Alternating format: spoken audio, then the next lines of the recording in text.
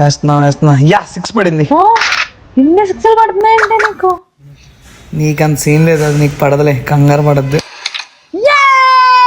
అవునా, అలా జరిగిందా?